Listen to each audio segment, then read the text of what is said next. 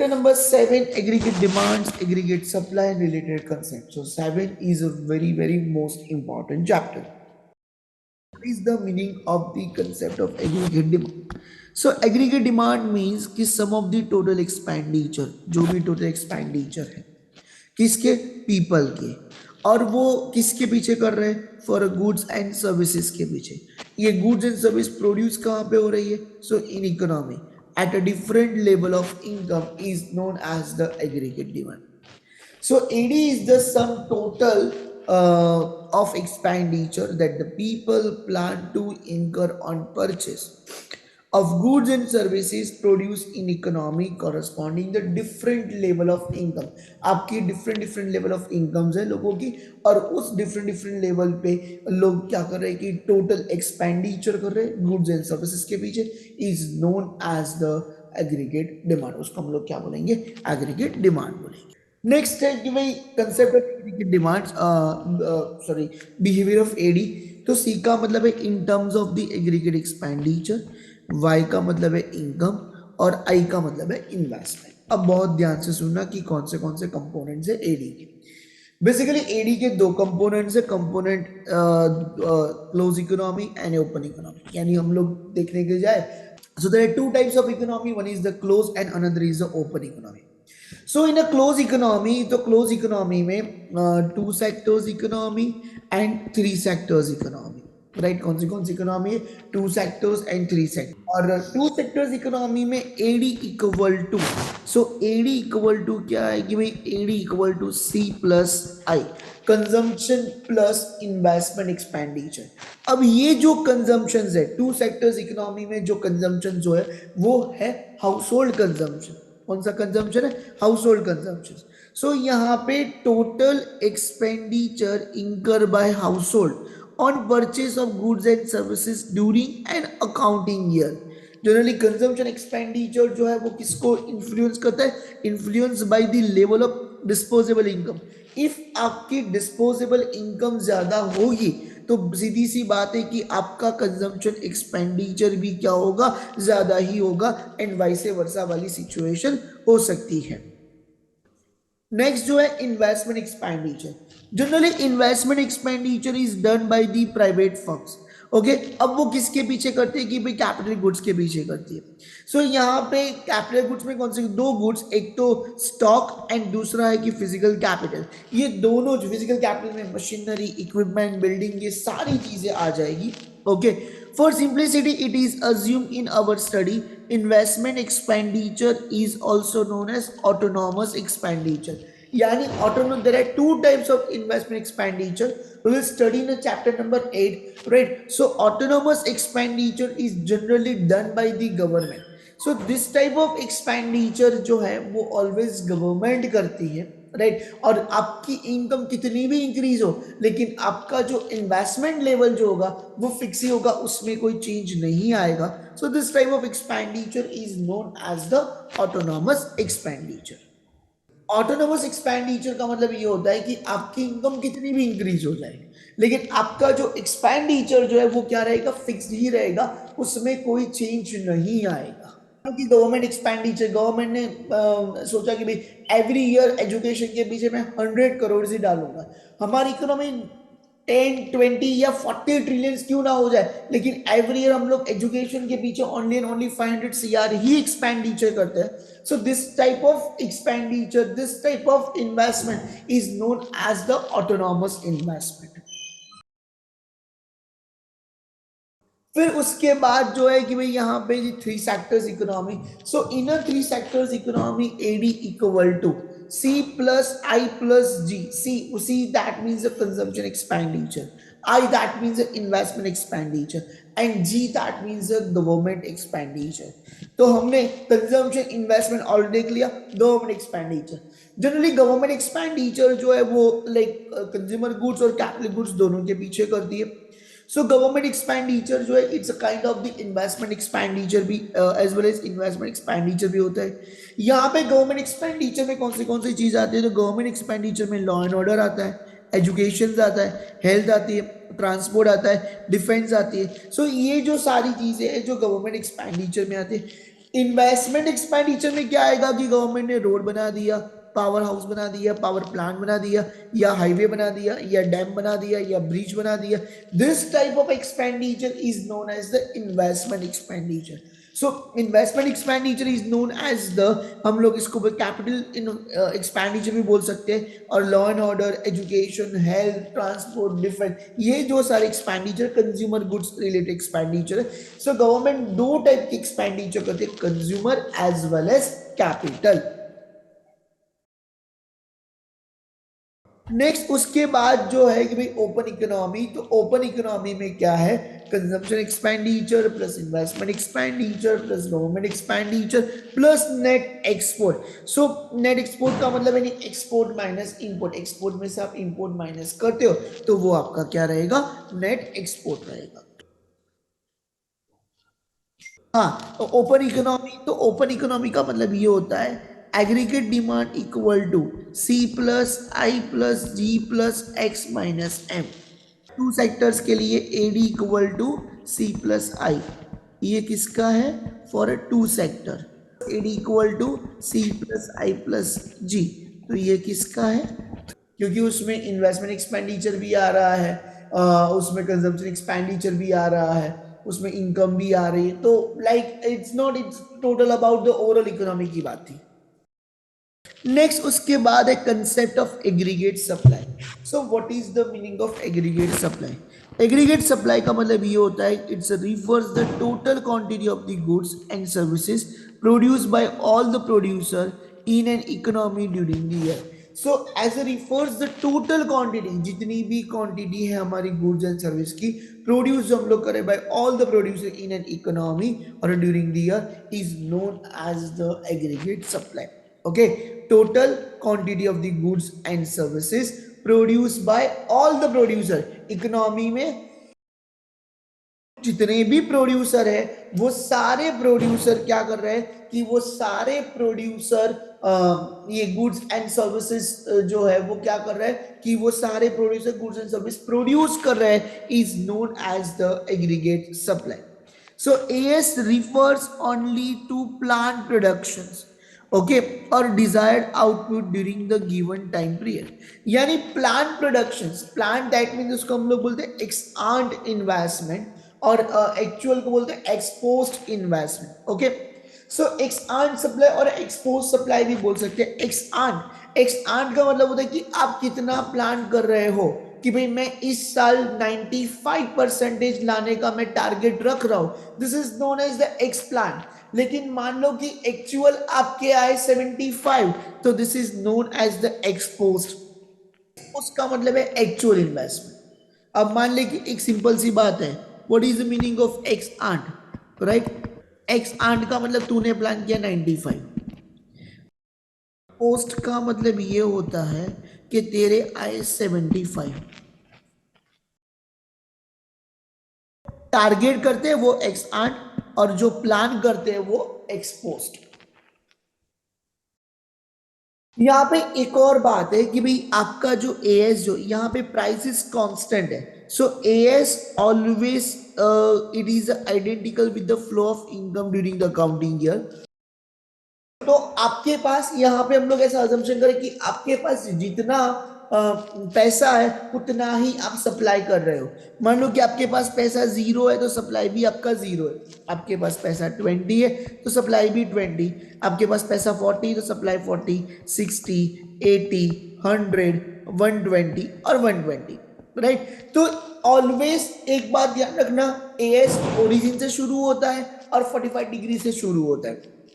As कहाँ से शुरू होता है, ओरिजिन से शुरू होता है, और वो भी 45 डिग्री से शुरू होता है. अब नेक्स्ट है कि भाई कंजम्पशन फंक्शन. सो कंजम्पशन फंक्शन में दो बातें हैं, एवरेज प्रोपेंसिटी टू सेविंग, और दूसरी जो बात है marginal propensity to consume.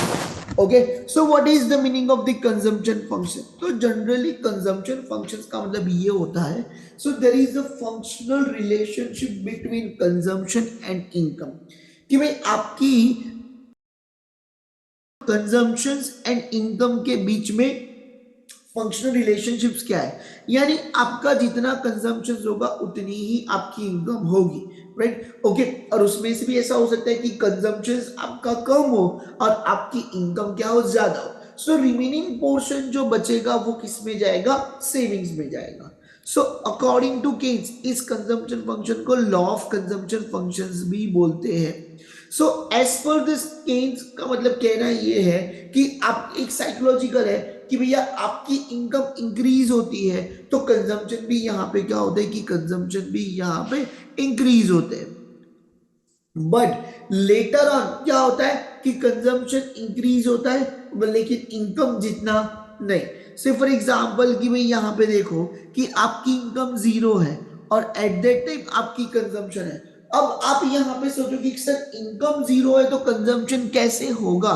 So this type of consumption is known as the autonomous consumption. ये जो बात है एक साल की बात है, स्पेसिफिक ईयर की बात है।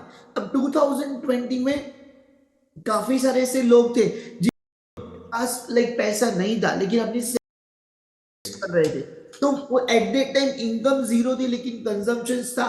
सो this type of consumption is known as the autonomous consumption. उसको क्या बोलेंगे, ऑटोनॉमस कंजम्पशन।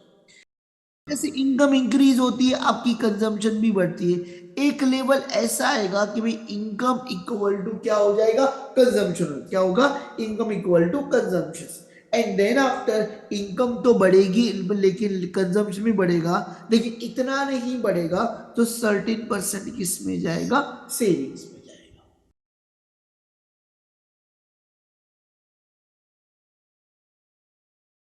देखो तो यहाँ पे आपकी जो y जो है वो ऑलवेज ओरिजिन से शुरू होती है। सो y is always denoted by the as and c always denoted by the ad। जहाँ पे इनकम और कंजम्पशन दोनों इक्वलाइज होते हैं उसको हम लोग क्या बोलते हैं, इक्विलिब्रियम। क्या बोलते हैं, इक्विलिब्रियम। नेक्स्ट उसके बाद जो है linear consumption. So what is the meaning of the linear consumption. Generally linear consumption का मतलब होता है it's a straight line consumption. Straight line का मतलब होता है कि आपका एमपीसी रिमेन कांस्टेंट होगा, यानी आपकी एडिशनल इनकम जो है वो क्या रहती है कि आपकी एडिशनल इनकम आपकी कांस्टेंट रहती है, उसमें आता नहीं है, उसमें कोई चेंजेस आते नहीं है। When your MPC remain constant, MPC आपकी रहेगी कांस्टेंट, उसमें कोई चेंज आएगा नहीं। सो what is the meaning of APC. तो एपीसी का मतलब ये होता है कि APC is the ratio between total consumption total income, यानी आप कितना अर्निंग करते हो उसके सामने आप कितनी स्पेंड करते हो। मान लो कि 80% अर्निंग करते हो या 100% अर्निंग करते हो, उसमें से 70% आप स्पेंड कर रहे हो। सो आपकी एवरेजली प्रोपेंसिटी टू कंजम्पशन कितनी है, 70% जितनी है। So APC equal to C upon Y. APC का मतलब क्या है, C upon Y. C for consumption and Y for income. If APC can be greater than 1, it happens when total consumption greater than total income. APC ज्यादा होगी। अब ना अभी currently situation लोगों की ये है कि भाई कंजम्पशन सब लोग ज्यादा से ज्यादा कर रहे हैं, सामने उनकी इनकम बहुत कम है। क्या होगा कि भाई डेट ट्रैप में आप फंसोगे। If APC can be negative because the level of total consumptions cannot, APC can, sorry, not, APC cannot be a negative because the level of total consumptions cannot be negative any level, क्योंकि आपका APC कभी negative जा ही नहीं सकता क्योंकि आपकी consumption जो है वो तो नेगेटिव में जाने वाली नहीं है। सो दैट्स व्हाई आपका APC कभी भी नेगेटिव में नहीं जा सकता। उसके बाद जो है कि जहां पे एपीसी ब्रेक इवन पॉइंट पे आ जाएगा तो उसका मतलब ये है कि डिमांड एंड सप्लाई दोनों इक्वलाइज हो गए और जो जितना इनकम इंक्रीज होगी उतना ही आपकी एपीसी होगी, डिक्लाइनिंग होगी। So next is the MPC. MPC का मतलब होता है कि marginal propensity to consume. So what is the meaning of the marginal propensity to consume. It refers to the rate at which the consumption is increase. आपकी consumption increase हो रही है in response to in a given income increasing Y, right. So it indicate the proportional of the additional income that gross consumption. यानी MPC का मतलब होता है कि एडिशनल इनकम, कि आपकी एडिशनल इनकम कितनी है generally. And what is the formula of the MPC? So MPC की फॉर्मूला ये है कि भाई change in C upon change in Y. Okay, so what is the meaning of change in C? Change in C that mean C one minus C, और change in Y का मतलब होता है Y one minus Y. What is C one? C one that means आपका जो नया consumption है, new consumptions. Okay, done. Then after C का मतलब क्या है कि सी का मतलब है ओल्ड कंजम्पशंस, पहले आप जो कंजम्पशंस करते थे वो। वाई का मतलब है कि आपकी ओल्ड इनकम, पहले जो आपकी इनकम थी वो। अब वाई वन का मतलब कि अभी जो आपकी नई इनकम है वो। Done. So change in Y that means Y one minus Y, and change in C का मतलब है C one minus C. So MPC की वैल्यू जो है वो क्या है, बिटवीन दी 0 to 1 के बीच में रहती है।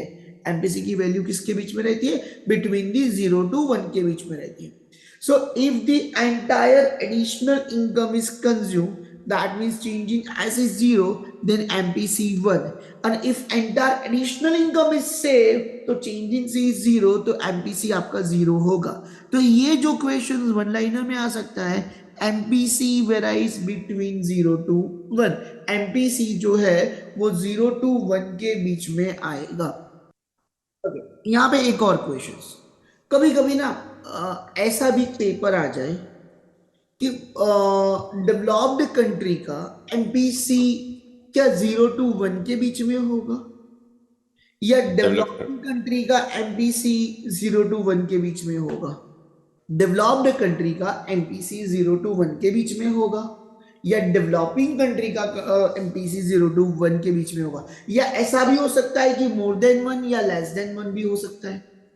ओके, सो क्यों लोगों की जितनी भी एडिशनल इनकम होती है उसमें से उनकी बेसिक नीड्स ही सेटिस्फाइड होकर नहीं होती, क्योंकि उनकी बेसिक नीड सेटिस्फाइड नहीं हुई है। और डेवलप्ड कंट्री में उनकी ऑलरेडी बेसिक नीड सेटिस्फाइड हो चुकी है, सो इसलिए उनका एमपीसी ऑलवेज मोर देन 1 होगा। India, Bangladesh etcetera is more than an MPC of developed country like America और England. Okay, more than the developed country के कंपेयर में उनका एमपीसी बहुत ज्यादा होगा। फिर उसके बाद जो है कि भाई अब यहाँ पे देखो इनकम आपको दी हुई है 0, 100, 200, 300, 400, कंजम्पशन आपको दिया हुआ है। सो देखो change in C, so change in सी 120 पहले डैश आएगा, 120 माइनस 40 तो 80, 200 माइनस 120 तो 80, 280 माइनस 200 तो 80, 360 minus 280 that means 80। Change in Y, अब वाई का डिफरेंस देखो, 100 माइनस 0 तो पहला डैश आएगा, 100 माइनस 0 100, 200 minus 100 100, 300 minus 100 तो 100, and 400 minus 300 100, right? तो change in C upon change in Y, so MPC change in C 0.8 0.8 0.8 and 0.8, so 100 divided by 80 तो आपका कितना आएगा 0.8, 100 सब में 0.8 ही आएगा। सो यहाँ पे MPC जो है वो आपका किस में 80 डिवाइड बाय 100। सो आपका MPC always 80 divide by 100, change in C upon change in Y. जो है स्लोप ऑफ सी फंक्शंस, तो सी फंक्शन की फॉर्मूला है, ये सारी फॉर्मूला मैं आपको भेज रहा हूं, C equal to C bar plus B Y, right? ये मैं एक फॉर्मूला लिस्ट भेज रहा हूं, वो एक बार ध्यान रखना, इज इम्पोर्टेंट, क्योंकि सारे चैप्टर्स की फॉर्मूला उसके अंदर इंक्लूडेड है। ओके, सो सी बार का मतलब होता है कि भैया सी बार का मतलब ये होता है कि ऑटोनॉमस कंजम्पशंस। ओके, बी का मतलब ये होता है कि भाई बी का मतलब क्या होता है कि बी का मतलब एमपीसी, एंड वाई का मतलब होता है इनकम। डन। तो C equal to C bar plus B Y, C that means a consumption function, C bar जो है, ओके, सी बार जो है autonomous consumption, B MPC and Y income.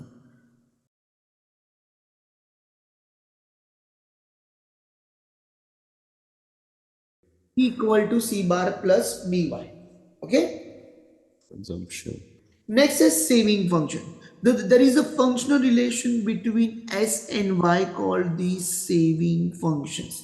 Okay, so y equal to c plus s. Y का मतलब क्या होता है? c plus s. ये फॉर्मूला ध्यान रखना.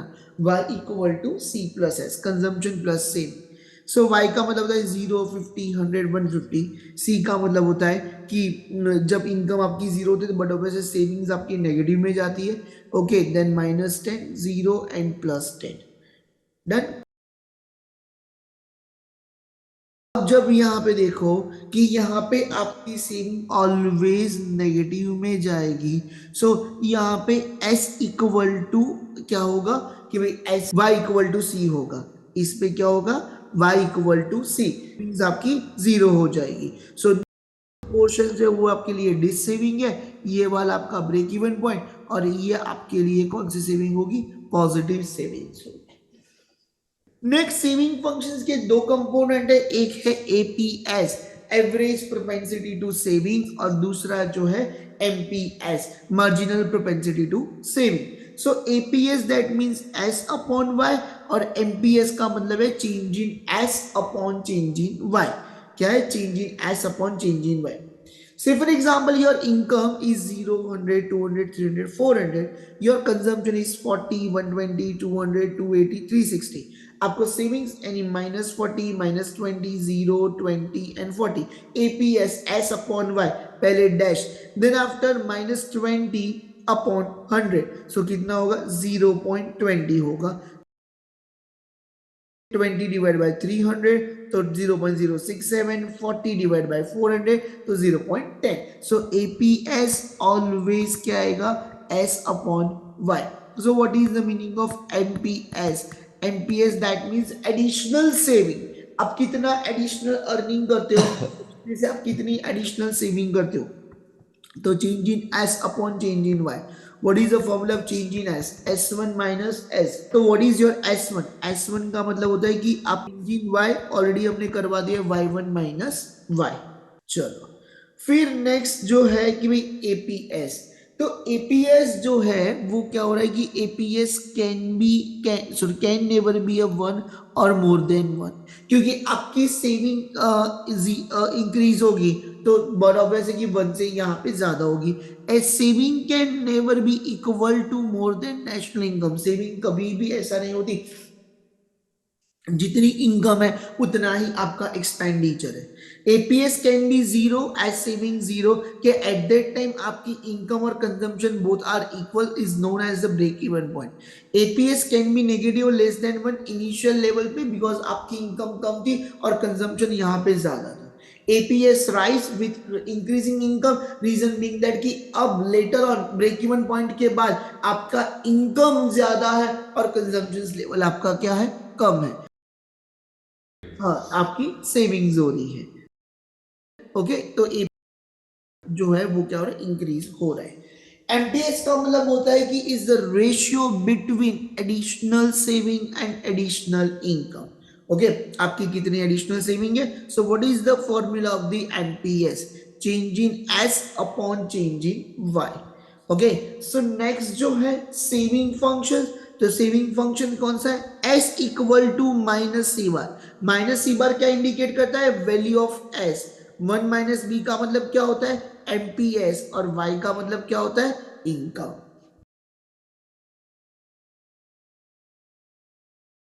नेक्स्ट जो है कि भाई आपको यहाँ पे काइंड ऑफ दी न्यूमेरिकल्स एक ऐसी चीज पूछते हैं. हाँ, APC plus APS equal to one. तो एपीसी का मतलब सी अपॉन वाई, एपीएस का मतलब एस अपॉन वाई. दोनों में वाई कॉमन निकल गया, C plus S upon Y. So Y upon Y that means one. Okay, next जो है MPC change in C upon change in Y and change in S upon change in Y. दोनों में से change in Y जो है right, दोनों में से क्या कि भैया चेंज इन वाई जो है वो यहाँ पे कॉमन निकला. So change in C upon change in S equal to change in Y. तो change in C upon change in S का मतलब क्या होगा? Change in Y. So change in Y upon change in Y equal to one. चलो, so एक आध दो numericals कर दे. चलो क्रिस, numericals number one. Autonomous consumptions दी हुई है 100. MPC 0.7 and national income 1000. Find out the consumption expenditure. So C equal to C bar plus BY. Okay, तो C बार तुझे कितना दिया हुआ है? C बार दिया हुआ है 100, B कितना दिया हुआ है 0.7 और Y का मतलब कितना है 1000. सो 100 प्लस 0.7 इंटू 1000 कितने होंगे? तो दैट मीन्स 700. सम जो है वो 4 मार्क्स में पूछता है.